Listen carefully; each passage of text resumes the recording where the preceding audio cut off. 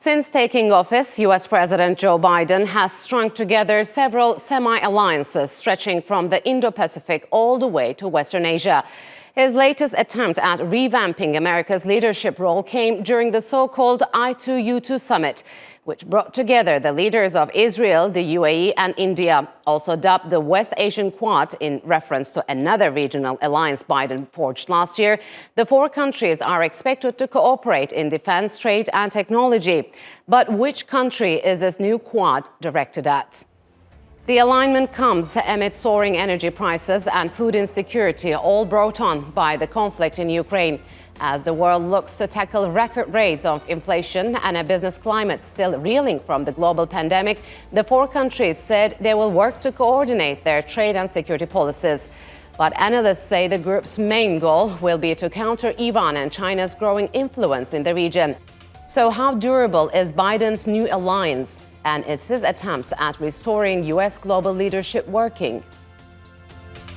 And to answer that, joining me now from Washington, D.C. is William Lawrence. He is a former U.S. diplomat and a professor at the American University. And from Ankara, Ali Bakir, he is a political analyst. A warm welcome to you both, and thank you very much for joining me on Straight Talk. So, William, what is the I2U2 grouping, or the West Asian Quad, as some have called?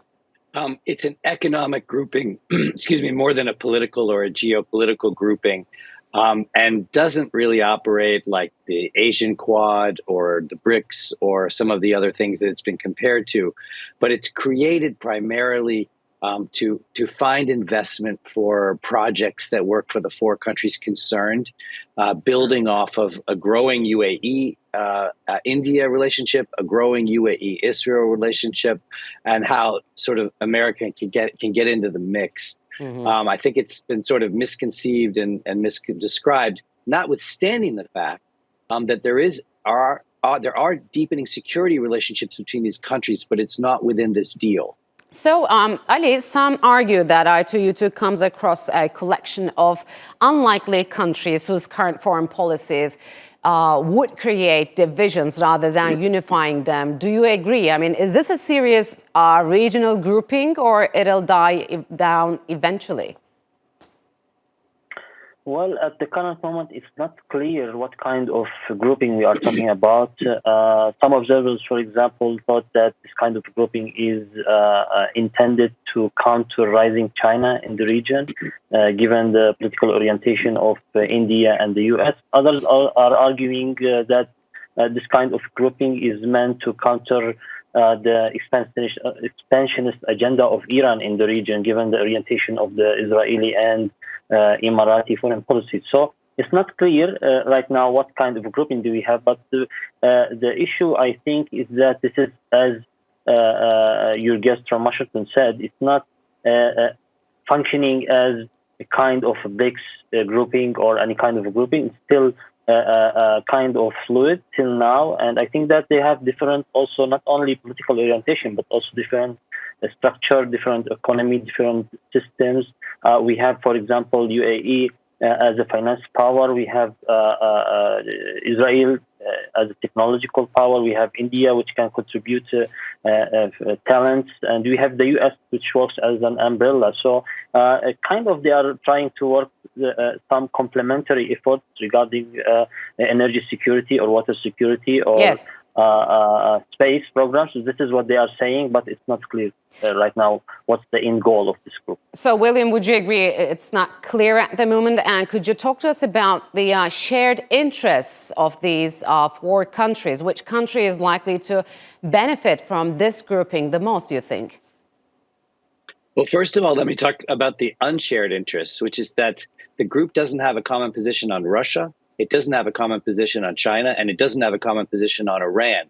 So to whatever degree the countries individually try to conceive of or promote this group as helping with any of those files, it's tenuous at best, because in each of these countries, in various ways are engaging with Russia or China or Iran in a way the others aren't. In terms of what it's going to evolve into, I'd like to drill down a little on what I said previously, in that There's a growing, for example, Indian-Israeli security relationship. There's a growing American, security interest with all of these countries and a shifting interests. But that's not part of this deal. So whether the deal stays sort of purely economic, which is the way it was conceived and rolled out, or whether it sort of takes on a greater geopolitical profile remains to be seen. But right now, it's basically an investment group, and investment is growing between these countries, and that's why it's going to stay. I mean, India is now the largest foreign presence in the UAE. UAE is investing massively in South Asia. I think it's wrong to call it a West Asian group because neither the US or India are in West Asia. It's really sort of an investment group around countries with growing economies and growing interests, and it bears repeating, and should be repeated, that this grows out of the Abraham Accords and is leaving the Palestinians completely marginalized from the conversation. So this group has two members, Ali, that share close economic ties with China and Russia, namely Israel and the United Arab Emirates, as William mentioned. And India is also part of other groups that include China and Iran. So is this new alliance created by Biden riddled with competing interests?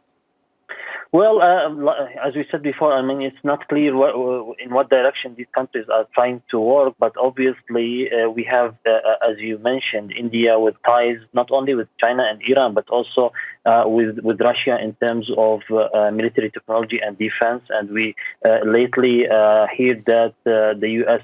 granted India a waiver to import the advanced S-400 system of Russia, which, by the way, the U.S. imposed sanctions on Turkey, NATO ally, when it comes to this issue. On the other hand, we have also UAE with vast economic and political relations with rising China in the Middle East. And I think that the Biden administration is not quite comfortable regarding the role of China or Russia, given the Biden statements at the end of the visit to Saudi Arabia, where he stressed that the U.S. will not allow these countries to utilize from any vacuum in the region. This is how he at least framed his visit to the region. So we are quite confused regarding this group. I think that we will have to wait some time in order to judge what is the ultimate goal or in what direction they are going to do. Investment is a good thing, but what's the wisdom of picking those solely for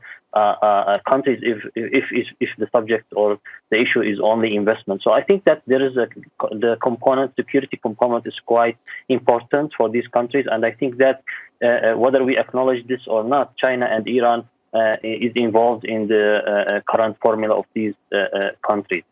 So, William, would you agree? Because they seem to have agreed on deepening security cooperation, but how would that play out given the members' competing interests and ties with Iran, Russia, and China? Eclectically or a la carte, and I would say that it's deliberate because of the geopolitical differences here between the countries that security is not part of this deal. So I think we need to have sort of one discussion about what an economic alliance for these countries looks like and portends, and then a parallel conversation about what the geopolitics of these countries are and how they're trying to orient themselves and reorient the others in this partnership towards maybe a closer position to the one they have. But as the other guest said, Ali, India is going to remain in some sort of alliance with Iran over certain issues. UAE is going to be in some sort of alliance with China, and it's part of Belt and Road when India won't be that way, and et cetera, right on down the line. So it's sort of foolish to compare this to the Quad or to expect some sort of a new security identity to grow out of it.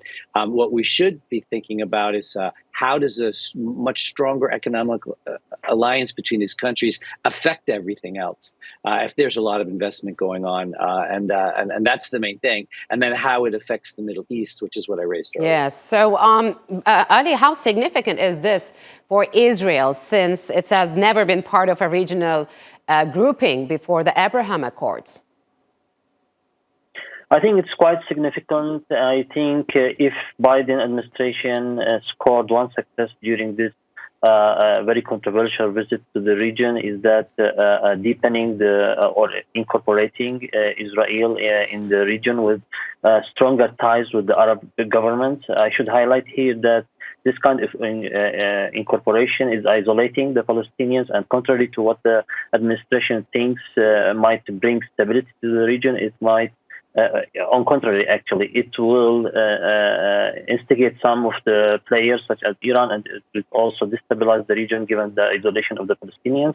On the other hand, also, this kind of incorporation for Israel is driven by security orientation rather than anything else. And despite that, Saudi Arabia, at least for now, it said that this doesn't mean any kind of normalization, but it's obvious that the two countries are taking increasing steps towards each other, which is indirectly meaning that they are normalizing their relations. So I think that from this perspective, yes, it's quite important for Israel. This is what they have been trying for years, and now they are not forced to give any concessions regarding any plans to achieve peace in the region or to achieve two-state solution, given the free path that they had from the U.S. administration. But again, I should underline that the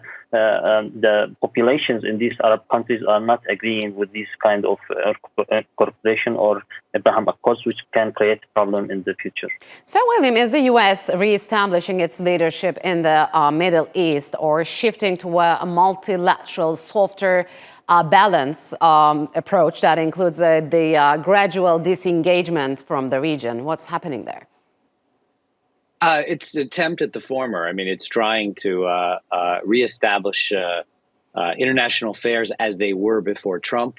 After Afghanistan, which dealt a serious blow to U.S. foreign policy and reputation, it's trying to reestablish its bilateral and multilateral relationships. Let me also say that the Abraham Accords, which I thought were ill-conceived for the reasons we both said, had a destabilizing effect on Morocco, Algeria, and could lead to war there, did not have a stabilizing effect on the Israel-Palestine issue, nor on the Arabian-Persian Gulf issue. And so, it's sort of being billed as this great sort of stabilization of the world, but bringing, Israel in further to the international economy and the international multilateral frameworks without dealing with the Palestinian issue is clearly putting the cart before the horse. All right, gentlemen, unfortunately, we'll have to leave it here. Thank you very much for joining me on Straight Talk.